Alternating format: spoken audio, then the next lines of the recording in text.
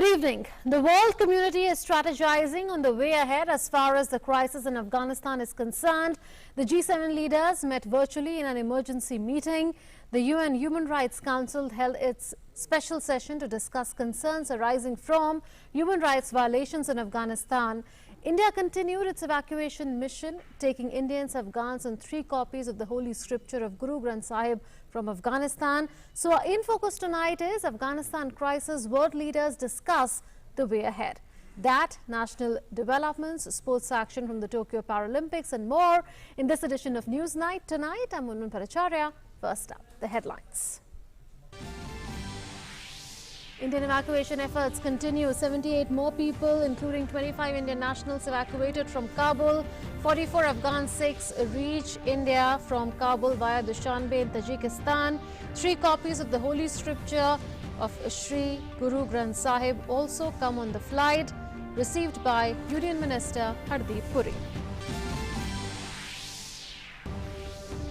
UN Human Rights Council holds a special session to discuss the situation in Afghanistan. Council's chief says there are credible reports of executions by the Taliban, calls for a dedicated mechanism to closely monitor the human rights situation in Afghanistan. India highlights concerns over Pak-based terror groups, says Afghanistan's territory should not be used by terrorist groups such as LET and JEM to threaten any other country.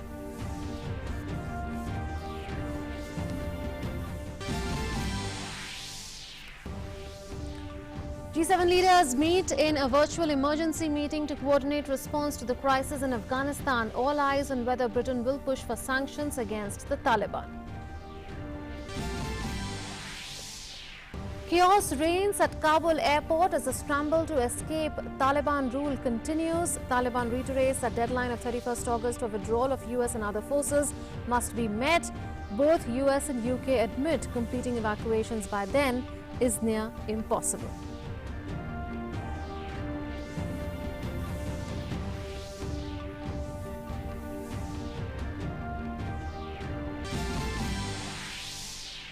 Prime Minister Narendra Modi speaks to Russian President Vladimir Putin on the phone.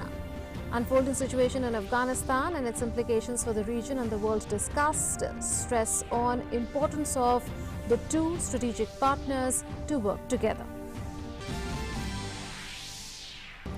India's National Security Advisor Ajit Doval chairs virtual meeting of National Security Advisors of BRICS nations. Situation in Afghanistan, strengthening security cooperation discussed. India raises issues of cross-border terrorism and activities of state-sponsored groups like JEM and LET in the meeting. Raksha Mantri Rajnath Singh hands over the first batch of 1 lakh indigenously made multi-mode hand grenades to the Indian Army. Grenades were manufactured by Economic Explosives Limited with the help of technology transfer from DRDO's Terminal Ballistic Research Laboratory. Raksha Mantri terms the handing over a key milestone in India's journey towards self-reliance. Controversy erupts over Union Minister Narayan Rane's remarks during Jan Ashirwad Yatra in Maharashtra. Police detains Rane. Shiv Sainik's protest Rane's remarks at several places in the state. BJP stands by Rane while taking on Shiv Sena. Union Minister Smriti Irani condemns Rane's detention as an unconstitutional act. Tokyo 2020 Paralympics begin in Tokyo. Shot put para-athlete Tek Chand is India's flag bearer at the opening ceremony. Prime Minister Narendra Modi wishes the contingent all the very best.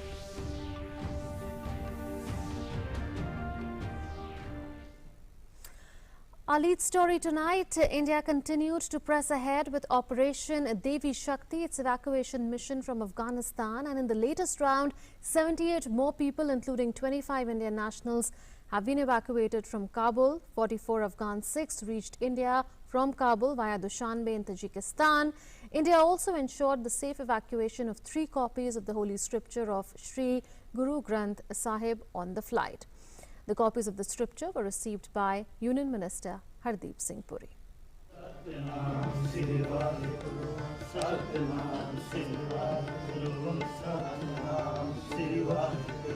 Satnam Shri Waheguru Satnam Shri Waheguru Satnam Shri Waheguru Satnam Shri Waheguru Satnam Shri Waheguru. Devotion and dedication to the word of the Guru. A batch of 78 people reached India from Kabul via Dushanbe this morning.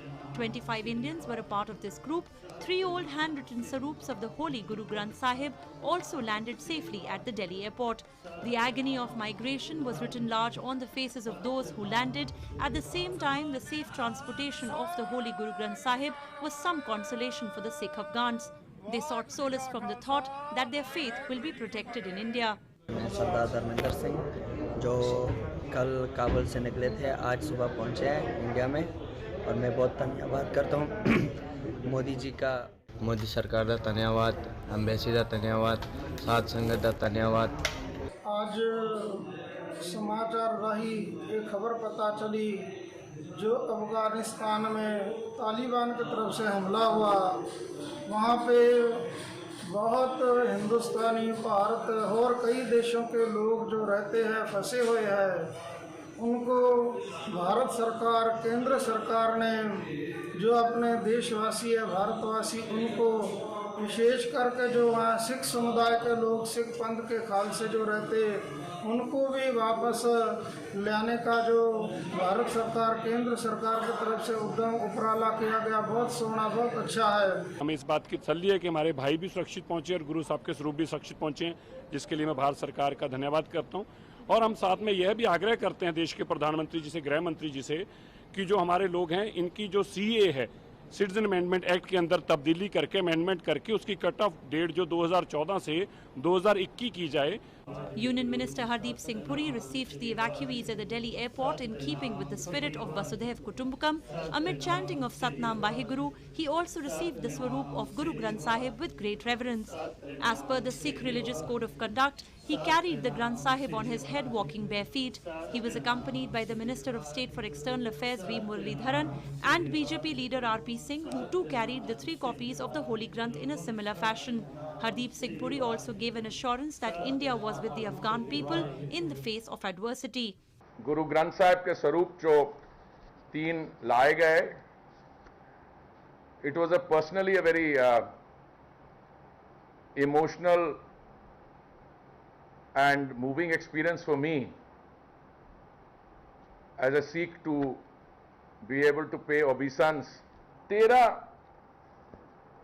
स्वरूप या स्वरूप गुरु ग्रंथ साहिब जी के थे, 7 मुझे लगता है पहले आ गए थे और 3 आज। I had the privilege of being associated with the ceremony. All 3 copies of Shri Guru Granth Sahib brought from Kabul have reached Guru Arjan Dev Ji Gurudwara in Mahavir Nagar. Minorities in Afghanistan have been a target since the rise of the Taliban. Out of the total 13 copies present in Afghanistan, 10 copies of the Holy Guru Granth Sahib have been brought to India so far. 7 copies arrived in the year 2020 when Har Rai Sahib Gurudwara in Afghanistan was attacked in the month of March. Union Minister Hardeep Singh Puri said that Sikhism has existed in Afghanistan since the 16th century, but the situation has deteriorated since then, making the life of the local Sikhs difficult. The Union Minister reiterated that the Citizenship Amendment Act was formulated keeping in mind such circumstances so that the interest of minority Hindus, Sikhs, Buddhists, Parsis living in India's neighbouring countries could be protected on the basis of humanity. This is a sentiment. आप देखते हैं कि हमारे बगल वाले देशों में, neighbourhood में कुछ minorities which were being persecuted, उनकी क्या दिशा थी? Now Mother India will always have the hands full. इसके ये नहीं कि हम X या Y कम्युनिटी के, हम सबको लेते हैं। India has so far safely evacuated 626 people from Afghanistan under Operation Devi Shakti. Among them, 77 are Afghan Sikhs. Apart from the embassy staff, 228 people are Indian nationals. The rest of the people are Afghan citizens. External Affairs Minister Dr. S. Jaishankar expressed gratitude, tweeting, "Salute the Indian Air Force, Air India and Team MEA for their untiring efforts." Minister of State for External Affairs V. Muralidharan said that the campaign to bring back people safely will continue. Anyone who decides to come to India, Indian nationals, and in addition the Sikh brothers, they are all will bring them to India. On August 15, Taliban fighters captured Afghanistan's capital city, Kabul, which was followed by instability and chaos. Fear of the Taliban among foreign nationals as well as Afghan civilians led to them wanting to get out of the country at the earliest. India has since been engaged in a campaign to save all its citizens, along with other Afghan citizens who need help. Bureau Report, DD India. United Nations Human Rights Council held its 31st special session on Tuesday on the serious human rights concerns and the situation in Afghanistan. While the Afghan ambassador to the UN in Geneva, appointed under the now collapsed government of ex-President Ashraf Ghani, called for stronger action to protect human rights, the UN Human Rights Chief called for a dedicated mechanism to closely monitor the evolving human rights situation, including the Taliban's implementation of its promises. And India asserted that the dispensation in Afghanistan must be inclusive and broad-based, underlining the need to ensure that Afghanistan's territory is not used by terrorist groups such as LET and JEM to threaten any other country. The effective takeover of Afghanistan by the Taliban has raised grave fears of a return to past patterns of human rights violations and has stoked desperation among many Afghans. As the world watches the situation in Afghanistan amid a massive effort to evacuate Afghans and foreign nationals from the war-torn country, the 31st special session of the United Nations Human Rights Council discussed the serious human rights concerns and situation in Afghanistan. At the session, Nasir Ahmed Andisha, ambassador of Afghanistan to the Human Rights Council, stressed on the need for attention and action, saying the human rights system cannot and should not wait and see. We call upon all states to keep their borders open, to facilitate the exit and provide access for all Afghans, for the ones who are most at risk and who wish to leave. Seeking asylum is a human right, and we urge you to welcome all those in need. While strongly urging the Taliban to adopt norms of responsive governance and human rights and work to re-establish social cohesion and reconciliation, UN High Commissioner for Human Rights, Michelle Bachelet, asserted that the Taliban's treatment of women and girls will be a fundamental red line. A fundamental red line will be the Taliban's treatment of women and girls and respect for their rights to liberty, freedom of movement, education, self-expression and employment, guided by international human rights norms. In particular, ensuring access to quality secondary education for girls will be an essential indicator of commitment to human rights. Government must remain inclusive, with meaningful participation of women and representation of Afghanistan's diverse communities to help in beginning to build confidence and ensure a future in which all have an equal stake. She also called for a dedicated mechanism to closely monitor the evolving human rights situation, including the Taliban's implementation of its promises, with a focus on preventing human rights abuses. I urge this Council to take bold and vigorous action, commensurate with the gravity of this crisis, by establishing a dedicated mechanism to closely monitor the evolving human rights situation in Afghanistan, including in particular the Taliban's implementation of its promises with a focus on prevention.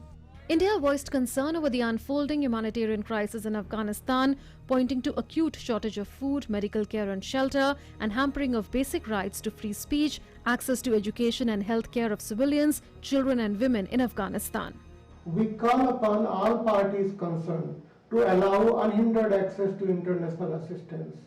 The basic rights of people, including freedom of speech and opinion, access to education and medical care, have been drastically hampered. Voices of Afghan women, aspirations of Afghan children, and the rights of minorities must be respected. While calling for an inclusive and broad-based dispensation in Afghanistan, India underlined the need to ensure that the situation in Afghanistan does not pose a challenge to its neighbors and its territory is not used by terrorist groups such as Lashkar-e-Taiba and Jaish-e-Mohammed to threaten any other country.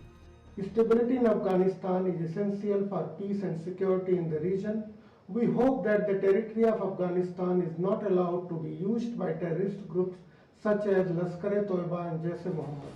Meanwhile, Pakistan is facing flack from rights groups over the resolution it presented on Afghanistan before the UN's top rights body, as it failed to order an international investigation into rights abuses in the war-shattered country. Even though there had been calls for the Council to establish an international fact-finding mission to assess the situation on the ground and seek to document violations, including war crimes and crimes against humanity, with a view to ensuring accountability, the text presented by Pakistan as the coordinator of the Organization of Islamic Cooperation only makes a reference to the need for an investigation and stops short of ordering an international probe. Pakistan and Afghanistan had requested for Tuesday's special session, and the proposal was supported by nearly 100 countries, including 29 council members. DD India.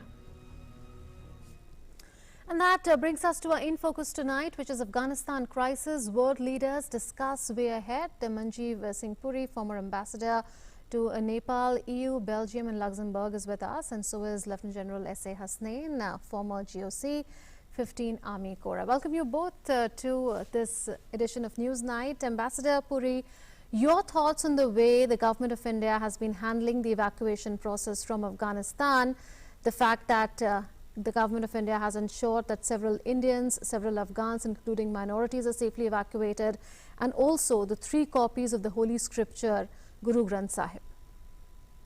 Thank you very much. I think it goes without saying, the government of India is doing all that can possibly be done in conjunction with the international community, the United States, which is controlling the airport. I think getting our embassy out, its personnel out, was particularly important. But I'm also glad that Indian nationals and those in Afghanistan with a close affinity to India, and of course I refer to the Sikh population, it is close to my heart. I mean, you can easily make that out. I'm very happy to see that these evacuations have successfully taken place. It is for us a bit of an arduous thing. Please note, we are having to go around Pakistan because of the overflight problems, but we are managing this very well. We're using our resources, the Indian Air Force, along with the Air India and the other commercial airlines. And I am happy that India is continuing to do what it has always done, a country which has always been there for those who have been distressed. And this time it happens to be the case of Afghanistan, our nationals and those who want to come to India and bring them here.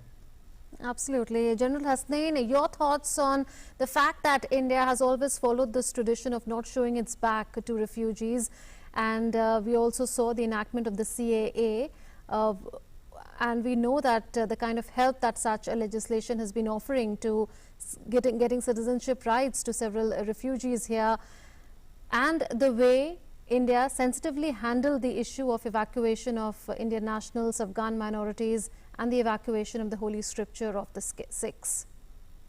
Hey, good evening. Thank you very much for having me on this program.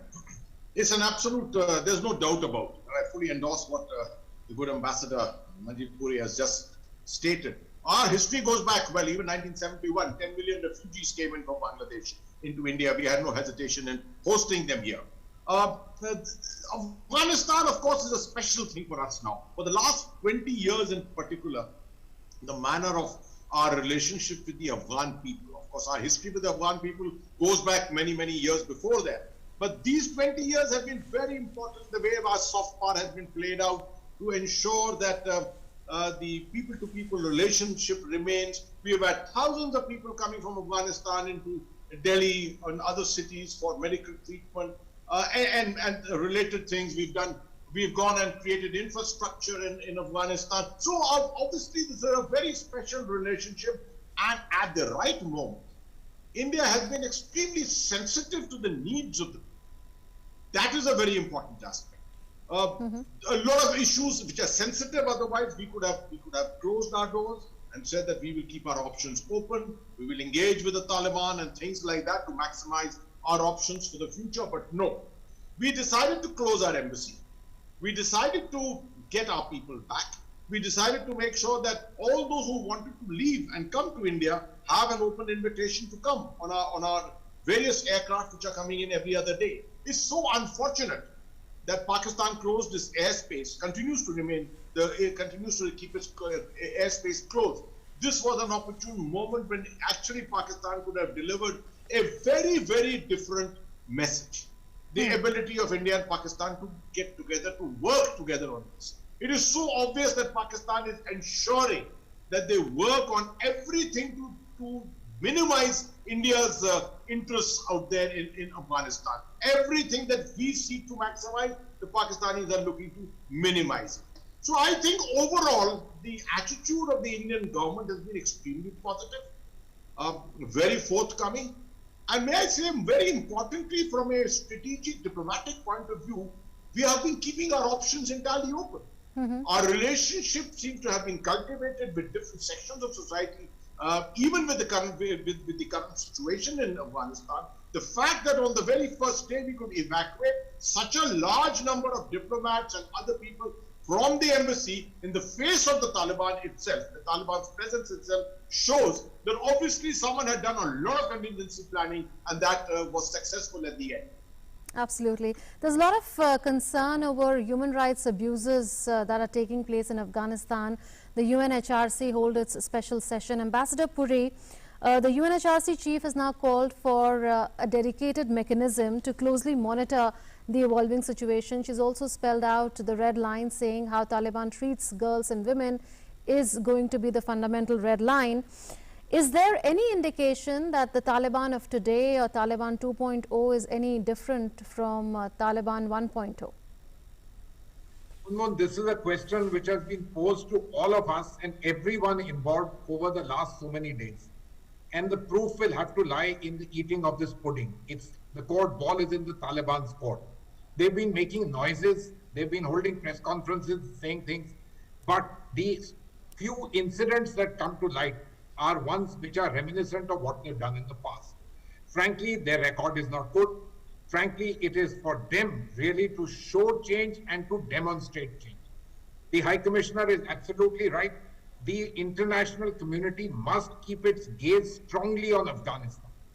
You know, I am very convinced that apart from what we all do bilaterally, the United States, what it does, what the G7 is doing, and what Russia, China, and others could be used in, the United Nations and its entire system is a system of great importance in keeping the international gaze strongly on Afghanistan, on the Taliban, and on the patrons of the Taliban. This is very important because at this moment they are seeking a degree of legitimacy. They would like the world to try and recognize them. And it is important that the message is clear to them.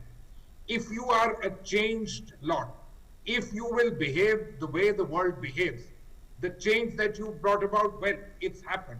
But you must demonstrate, and you must demonstrate this by having those norms which are essential for good governance worldwide, and particularly upholding human rights. Naturally, women and girls are particularly important, and in today's day and age, the Taliban cannot demonstrate by any way what they did in the period 1996 to 2001.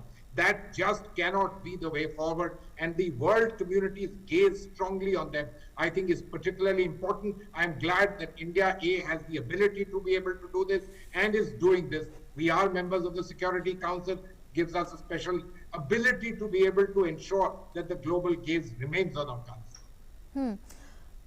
General, since you are a security and a strategic affairs expert, how important is it for the Taliban to ensure that there is a broad-based and inclusive government in Afghanistan going forward, which has representation of minorities as well as women, in order to ensure that there is stability within Afghanistan, and of course this is going to have a domino effect on the region? See, the most important thing is to ensure that they will be seeking legitimacy, of course, but it's very important to demonstrate that for the Taliban. The Taliban cannot run a government, cannot run Afghanistan based on narcotics or arms trafficking and funds of that nature, which they have been used to in the last 20 years. They have got to bring in a legitimate system of finances and a structure for their governance, which must be completely inclusive. And when we talk about inclusive, the aspect of gender rights has to be just there. This is the thing one thing which the entire world is divided. And then there are no two ways about it. Leaving aside national interests or things like that, I'm so glad that the United Nations has come into it, and who better than Ambassador Puri to speak on that and to comment on that, because so far one was feeling the absence of the United Nations actually to a very great extent. Now that the United Nations has come in, the United Nations Human Rights Council particularly has made a statement. I think the pressure on the Taliban will increase tremendously. The Taliban will realize that it's not easy for them to detach themselves, isolate themselves, remain in a silo and function. After all, although there are other nations around the world who may wish to support them, but that there will be limits to that. To be a part of the international system, you're already seeing a lot of sanctions have been imposed on them. A lot of institutions are not doing business with them any longer, and this will hopefully put the pressure on the Taliban to make sure that at least a modicum of of inclusiveness is ensured for the purpose of governance, if nothing else. Absolutely. We'll return to the discussion, but before that, let's take a look at some of the developments which are unfolding in Afghanistan. Western troops at the Kabul airport worked frantically today to evacuate people from Afghanistan before a 31st August deadline, with the Taliban reiterating its refusal to extend the deadline for evacuation of foreign troops and others. Meanwhile, Taliban asserted that it wants to resolve the situation in Panjshir Valley in northern Afghanistan, where anti-Taliban resistance is continuing through dialogue. Situation continues to worsen in Kabul as thousands of Afghans lined up to flee their country, fearing reprisal of Taliban, who've taken over the country since August 15th. Meanwhile, the Taliban has once again reiterated that the 31st August deadline for withdrawal of US and other forces must be met. The extension was unilateral by the side of the United States. It was a violation of the agreement. We want them to evacuate all foreign nationals by 31st August, and we are not in favor of allowing Afghans to leave. It seems likely that the evacuation process from the Kabul International Airport will extend beyond the US-imposed deadline of 31st of August. Although the Biden administration believes it has time till 31st to get out any American who wants to get out, but the intelligence gathering seems to be thinking otherwise. I think it's possible, but I think it's very unlikely. Given the number of Americans who still need to be evacuated, the number of SIVs, the number of others who are members of the Afghan press, civil society leaders, women leaders, it's hard for me to imagine all of that can be accomplished between now and the end of the month. And I'm certainly of the view that we maintain a military presence as long as it's necessary to get all U.S. persons out.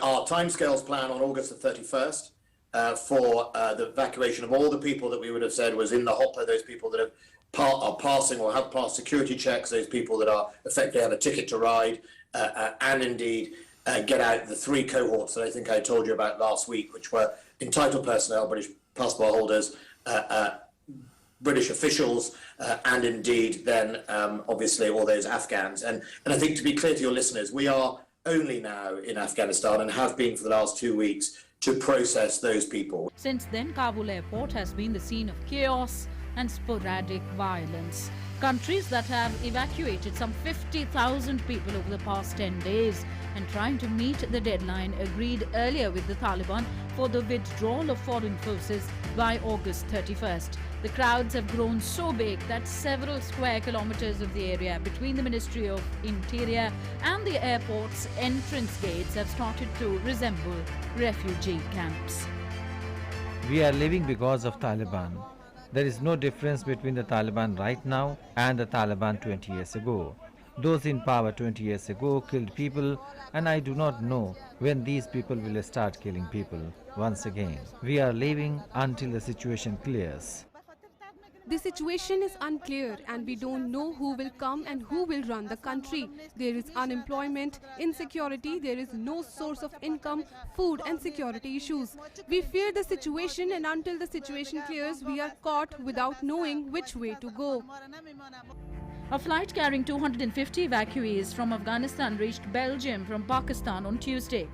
Local Belgian media reported that the plane on Monday evening left Islamabad, which is the Belgian base for its airlift with the Afghan capital Kabul.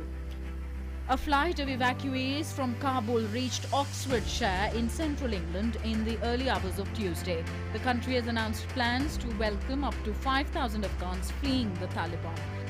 The challenge we've got at the moment really is time. You know, time is against us.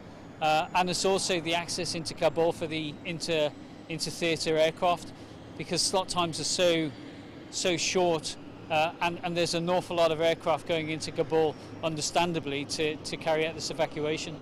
Meanwhile, Taliban forces are facing resistance from local militia in 3 districts of Bano, Deh, Saleh and Pule Hisar in northern Afghanistan. Local militia groups last week took control of 3 districts in the northern province of Baghlan in one of the first signs of armed resistance to the Taliban since their seizure of the capital Kabul on August 15th. A video has emerged of forces loyal to anti-Taliban leader Ahmad Massoud training in Afghanistan northeast city of Kotale Anjuman. Humanitarian crisis has grown many times as the country is left without government since the Taliban's takeover. UN is continuing its aid in line with humanitarian principles. The response is ongoing across Afghanistan, including the provision of medicine and health services in fixed facilities and mobile clinics. UN spokesperson Dujarric said humanitarians are adapting operations to reach almost 16 million people in need in 2021 across Afghanistan. And again, we remind all parties that the delivery of humanitarian assistance requires unimpeded access for both male and female aid workers to assess, deliver, and monitor assistance. The future of Afghanistan relies on creating an inclusive and enabling environment. The country's humanitarian response plan for 2021, which requires $1.3 billion to help more than 18 million people, is 39% funded, leaving a deficit of about $786 million. In the meantime, Ukraine has denied that its passenger jet meant to evacuate people fleeing Afghanistan to Ukraine was hijacked at gunpoint and flown instead to Iran. Bureau Report, DD India. And as we speak, G7 leaders are holding a virtual meeting to discuss the Afghanistan situation. All the leaders made their opening statements. US President Joe Biden, who is facing a lot of flack for troop withdrawal, spoke for 7 minutes at the start of the virtual G7 meeting, according to the White House. The other attendees are British Prime Minister Boris Johnson, Canadian Prime Minister Justin Trudeau, French President Emmanuel Macron, German Chancellor Angela Merkel, Italian Prime Minister Mario Draghi, Japanese Prime Minister Suga Yoshihide, European Commission President Ursula von der Leyen, European Council President Charles Michel, UN Secretary General Antonio Guterres and NATO Secretary General Jens Stoltenberg. We are concerned about their ability to safely reach the Kabul airport. We call on the new Afghan authorities to allow free passage to all foreign and Afghan citizens who wish to get to the airport. On the geopolitical implications of these events, ending the military operation in Afghanistan is not the end of our commitment to promoting the rule of law, democracy, and human rights in the world. On the contrary, we must be more determined than ever. This must be clear to actors who are trying to take advantage of the current situation. So that is about the G7 emergency meeting, which is currently underway. And you've heard what Joe Biden had to say, and several other G7 leaders are also present there in this online emergency meeting. Let's go back to our discussion with Ambassador Manjeev Puri as well as with Lieutenant General Atta Hasnain. Ambassador Puri, countries are scrambling at this point in time to complete the evacuation process by the 31st of August because the Taliban has repeatedly refused to extend that withdrawal deadline. Could we possibly be building up to the first litmus test in this changed scenario in Afghanistan over the decision to not let an extension take place of the evacuation process? Munmun, I sincerely hope that doesn't happen. You know, till now, whether the fact happened that the cookie crumbled instantly, the Taliban kind of drove in motorcycles into Kabul, the president flew away, and the whole thing kind of collapsed. But in various ways, if you notice, violence levels have been very minimal. Usually in the last 20, 30 years that we can see, wherever there has been regime change, even a welcoming regime change, there's been a great deal of violence. So the situation would appear that there has been a degree of some kind of coordination on evacuation, etc. But as time is coming to an end, there is a degree of apprehension. Let us remember that very large numbers of Western nationals were in Afghanistan, not just as part of the official infrastructure, but as part of the largest NGO communities anywhere in the world. And by the very nature of their work, they would continue till even the last whistle has been sounded. And that's exactly what you are seeing. Now, the United States was able to come back and establish control over the Kabul airport fairly swiftly, and things have gone on. I sincerely hope that the Taliban, by making all these noises, that we won't let you extend the deadline, we won't do this, we won't do that, they won't enter into a kind of confrontation, because that confrontation can only mean a great deal of harm to the people of Afghanistan, Taliban's own people and themselves. It's an easier said than done task, the kind of evacuation that we are looking at. And I am really not talking about even Afghans being able to leave. That's a chimera. Afghans very closely associated with the Western powers in their embassies, in their infrastructure. Yes, some of them may get taken out, but the numbers is not going to be much. But getting their own nationals out is not going to be easy. Remember, yesterday President Biden had to start authorizing the use of civilian aircraft of the Americans to supplement what their Air Force is able to do, something which has only been done post-Second World War and a few other times. The needs are great, the infrastructure is limited, and time is limited, but I sincerely hope that this matter will go on till it's able to literally, let me say, come down a great deal. I hope so in any case. Right. General Hasnain, while there are concerns in India that Pakistan could be using Afghanistan for strategic depth, would you say that India is not what it used to be? India has demonstrated that it has taken retaliatory action in the past, and it has improved its security architecture as well, because the situation now in Kashmir is far, far better than what it used to be in the 1990s when Taliban was in power in Afghanistan earlier. There's no doubt about it. The fact that it's not 1989, as you very correctly said, it's 2021. But notwithstanding that, I would also rationalize to the extent to say that this is not the priority at the moment either for the Taliban or for Pakistan. They've got to do a tremendous amount of homework, first of all, to stabilize their own front. Remember, Pakistan has got three major security concerns. One is Afghanistan, the second is its own internal security, where the Tehreek-e-Taliban Pakistan is also threatening it. And then the third is Kashmir. There's an interchange of priorities between these three which keeps taking place from time to time. So keeping this particular aspect in mind, I think we just need to prepare. Right, I think we've lost the connection with General Hasnain. But do you agree, Ambassador Puri, with what General Hasnain is saying? So, Munmun, I'm in very large agreement with what General Saab has been saying in his assessments on various aspects. And I completely agree with him on what he's saying in terms of what Pakistan should do. You know, I personally feel that not only would there be Western pressure on Pakistan that, look, you've had some kind of success, but, you know, now keep yourself under check. And more than anything else, please ensure that your surrogates remain closely under check. I sincerely hope that will happen. Pakistan, of course, is a country that has mastered the art of playing both sides of the bat. And it has done that even with the Western countries. But this is a very critical time. The global eyes are on it. Even in the Western countries, newspapers, television channels are closely monitoring what is happening. And so I hope that, of course, the Pakistanis, but I sincerely hope even their patrons, the Chinese, are looking at it and realize that this is perhaps not the time to try and play any kind of games, but let matters, let me say, cool down to some extent, although how much can happen really would depend upon whether Taliban 2.0 would really be a changed Taliban. We need to see that demonstrated and quite properly demonstrated. Right. Ambassador Puri, stay with us because a meeting of the BRICS NSAs has also taken place, and the National Security Advisor Ajit Doval on Tuesday hosted the 11th meeting of the BRICS NSA meeting.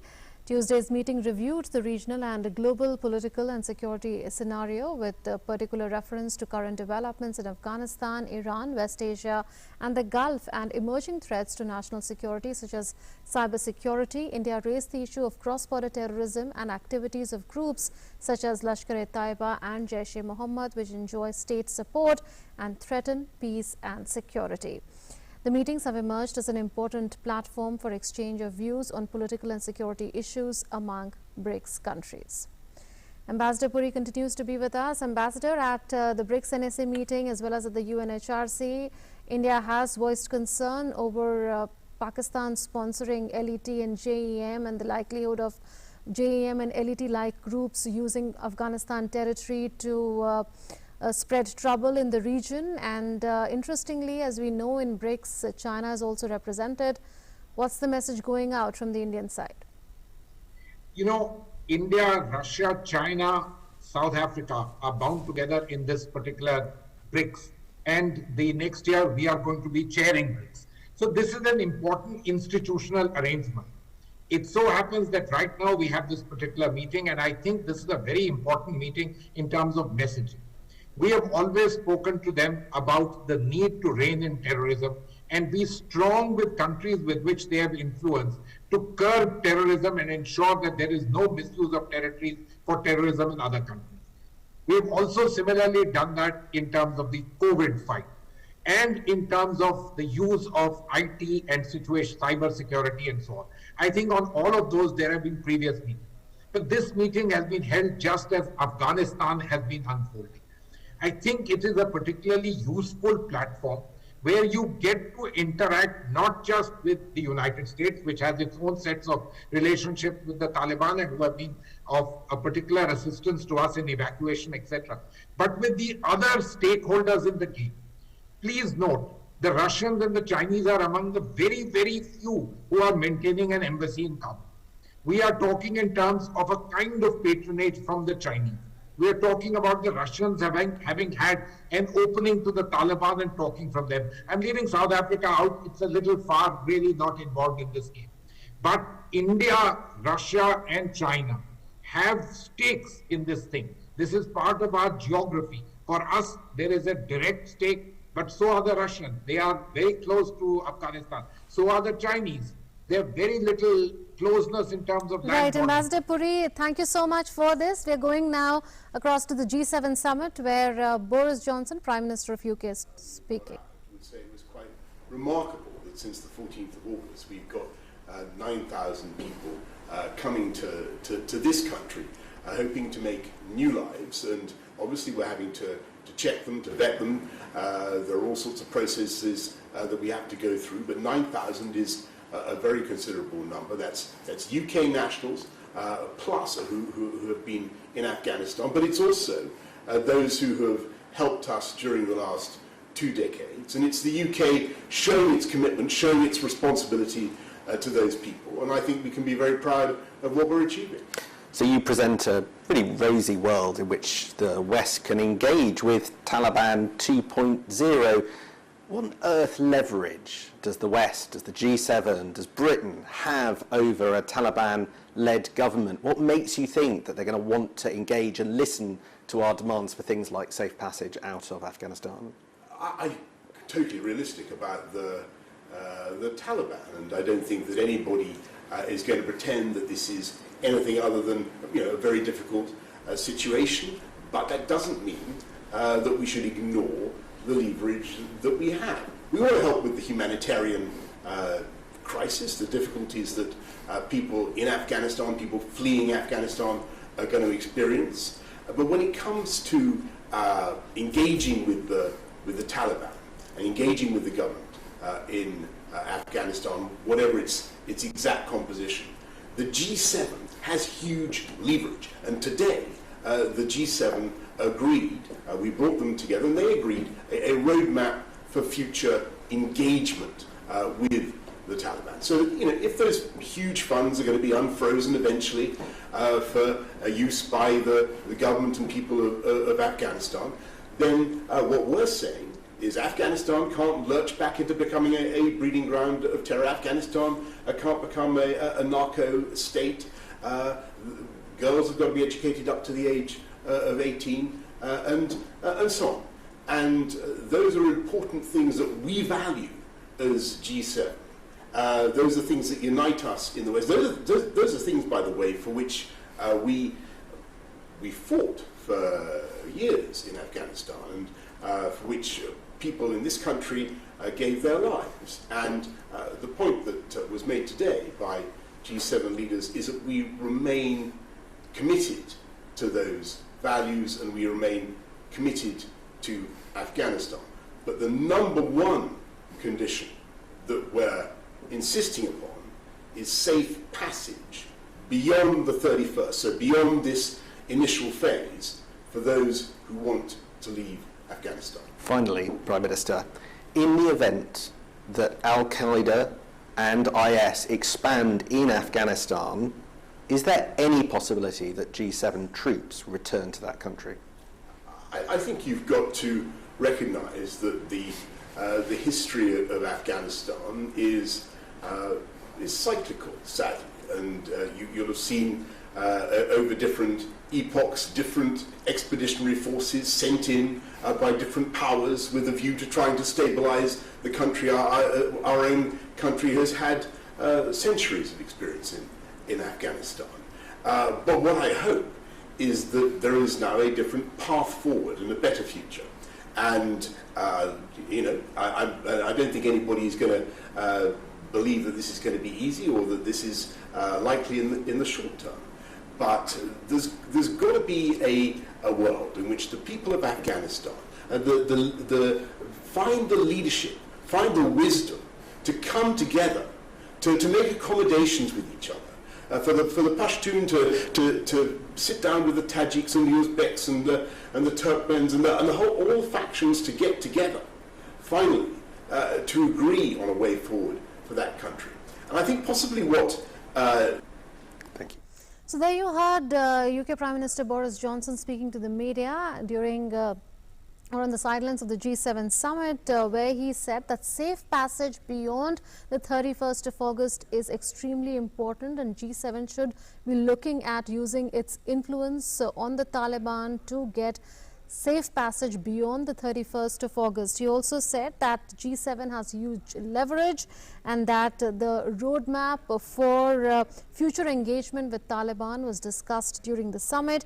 He also said that all segments of Afghan society should come together and chart the future course for Afghanistan, and that the UN should be leading the political process for a political settlement. He also said that he and several other world leaders would not like to see Afghan revert to the narco state that it was. So those were some of the takeaways of that media interaction that UK Prime Minister was having with the media. Let's move on now to more international news. Australia has said that it would join India, US and Japan for the Malabar Exercise 2021. The Quad countries, India, US, Australia and Japan, will conduct the next edition of the high voltage Malabar Naval Exercise from the 26th to the 29th of August. Australia's High Commissioner to India, Barry O'Farrell, has said that his country is working closely with its partners to address shared regional challenges, strengthening the foundations for an open, inclusive and resilient Indo-Pacific. Australia's Anzac-class frigate HMAS Warramunga will join ships and aircraft from participating nations for the high-end military exercise off the coast of Guam in the Indo-Pacific. India's stealth frigate INS Shivalik and anti-submarine warfare corvette INS Kadmat will be participating in the naval exercise. Under Indian Navy's Mission Sagar, INS Airawat delivered 10 liquid medical oxygen containers at Tanjung Priok port in Indonesian capital Jakarta today. The delivery was based on the requirement projected by the government of Indonesia. INS Airawat will continue onwards to deliver medical supplies to other friendly nations in the region. India and Indonesia enjoy a strong cultural bond and partnership and have been working together in the maritime domain towards a safer Indo-Pacific. US Vice President Kamala Harris has accused Beijing of continuing to coerce and intimidate in the South China Sea and pledged that Washington would pursue a free and open Indo-Pacific. Her comments came during a trip to Singapore aimed at bolstering ties with partners in the region as part of Washington's efforts, in fact, to counter China's growing economic and security influence. The United States will pursue a free and open Indo-Pacific that promotes our interests and those of our partners and allies. Our vision includes freedom of navigation, which is vital to us all. In the South China Sea, we know that Beijing continues to coerce, to intimidate, and to make claims to the vast majority of the South China Sea. And Beijing's actions continue to undermine the rules-based order and threaten the sovereignty of nations. The United States stands with our allies and partners in the face of these threats. Make in India and Defence got a major boost today with Raksha Mantri Rajnath Singh handing over the first batch of 1 lakh indigenously made multi-mode hand grenades to the Indian Army. Grenades are manufactured by the Economic Explosives Limited following technology transfer from DRDO's Terminal Ballistic Research Laboratory. Raksha Mantri termed the handing over a key milestone in India's journey towards self-reliance. The Narendra Modi government at the centre is engaged in strengthening the defence sector of the country through public and private sector partnerships. Defence Minister Rajnath Singh handed over the first batch of multi-mode hand grenades manufactured by Economic Explosives Limited to the Indian Army. The Defence Ministry had signed a contract with Economic Explosives Limited for the supply of 10 lakh multi-mode hand grenades to the Indian Army at a cost of around Rs 409 crore. Rajnath Singh said the production of MMGH was approved in March 2021 and within 5 months 1 lakh grenades have been manufactured. He said that the defence industry is progressing fast in the sphere of indigenous production. आत्मनिर्भरता की दिशा में मैं मानता हूं कि एक बहुत बड़ी यह उपलब्धि है हमारे भारत की और जो कुछ भी आपने किया है इसे आत्मनिर्भरता की राह में एक बहुत बड़ा मैं इसे पड़ाव मानता हूं. MMHGs have been manufactured by EEL for the first time with the assistance of DRDO's Terminal Ballistic Research Laboratory. The Defence Minister visited the Economic Explosives Limited factory. Sharing his experiences, he said that after taking over the ministry, it has been his endeavour to do whatever is possible for the defence industry. मुझे याद है 14 फरवरी 18 page एक अखबार का पढ़ रहा था, उसमें था एक हेडलाइन थी India defence industry lacks firepower. रक्षा मंत्री की जिम्मेदारी संभालने के बाद स्वाभाविक रूप से मुझे वह बात जो अखबार में पढ़ा था वह मुझे याद थी. हम लोगों ने फैसला किया कि इंडस्ट्रीज के लिए जिस भी प्रकार के सहयोग की आवश्यकता होगी वो हर प्रकार का सहयोग हम लोग प्रदान करेंगे. Defence Minister listed out the measures undertaken by the government to transform the defence sector into a self-reliant industry which can cater to the present and the future needs of the armed forces. These include setting up of defence industrial corridors in Uttar Pradesh and Tamil Nadu, formulation of draft defence production and export promotion policy 2020, earmarking around 64% of its modernisation funds under capital acquisition budget for 2021-22 for procurement from domestic companies. This project showcases the public-private partnership that has enabled Atmanirbharta in ammunition technology in India. With Nandita Dagar, Bureau Report, DD India.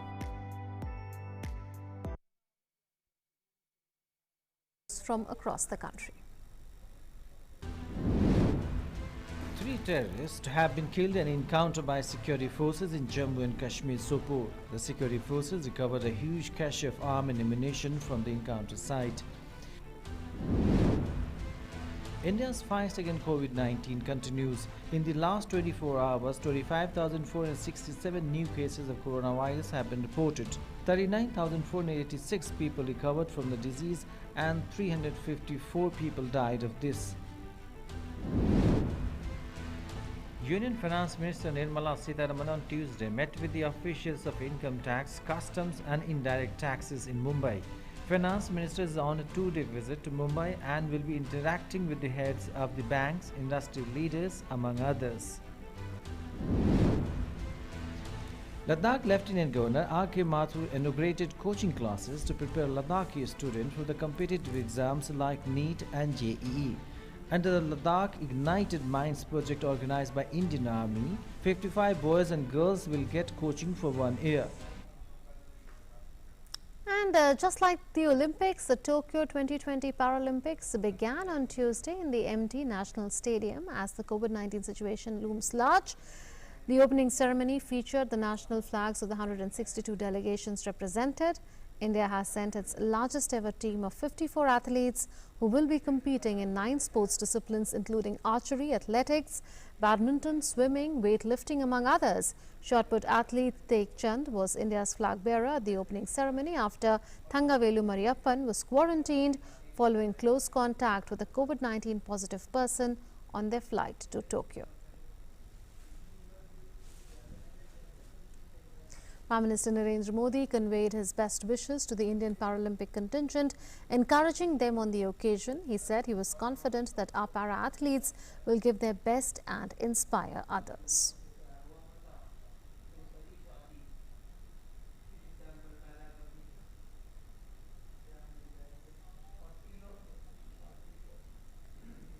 Earlier, Prime Minister Narendra Modi tweeted his best wishes to the Indian team. He wrote, and I quote, "As the Paralympics begin, my best wishes to the Indian contingent. We are proud of all the athletes representing our nation at the Paralympics." Unquote. And with that, we come to the close of this edition of Newsnight. Thanks for watching.